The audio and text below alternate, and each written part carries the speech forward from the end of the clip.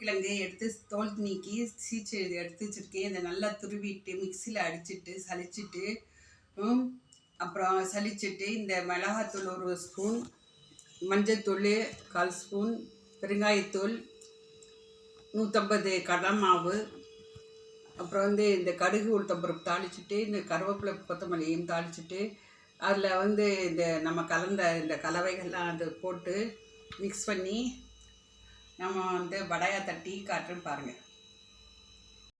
இந்த மரவள்ளி கிழங்கை மாமாவோட அரைக்கிற மாதிரி கெட்டியாக அரைச்சி எடுத்துக்கணும். அரைச்சி எடுத்துக்கிட்டு கடலை மாவு 150 எடுத்து வச்சுருக்கேன். அது இப்போ போட்டுறேன். மிளகாத்தூள், பெருங்காயத்தூள், மஞ்சத்தூள் எல்லாத்தையும் சேர்த்துக்கணும். உப்பு தேவையான அளவு போட்டுக்கணும். போட்டுட்டு பிசைஞ்சிட்டு கடுகு உளுத்தம்பருப்பு தாளிச்சது கருவேப்பிலை எல்லாம் போட்டு தாளிச்சிட்டு நம்ம வடையை தட்டி போட்டால் மரவள்ளி கிழங்கு வடை ரெடி. இப்போ கருவேப்பிலை கொத்தமல்லி எல்லாம் தாளித்து இதில் பேட்டரில் போட்டிருக்கேன். இப்போ வடையை தட்டி போட்டேன் பாருங்கள்.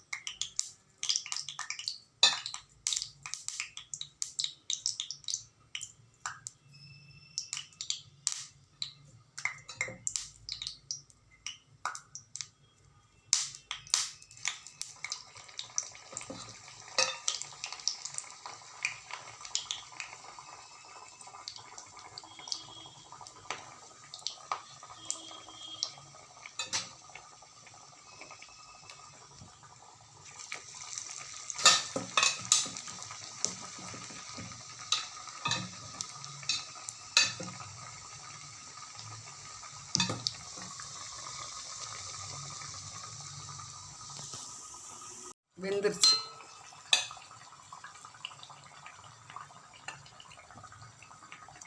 இது வெந்த பிறகு தான் எடுக்கணும். இந்த மாவு பொருள் தானே, சீக்கிரம் வெந்துடும். சத்தான மரவள்ளி கிழங்கு வடை ரெடி. இதை செஞ்சு பாருங்கள். இது உடம்புக்கு ரொம்ப மிகவும் சத்தான கார்போஹைட்ரேட் இருக்குது. இதில் கால்சியம் இருக்குது. ஹெல்த்தியான வடை. இது எண்ணெயும் குடிக்காது.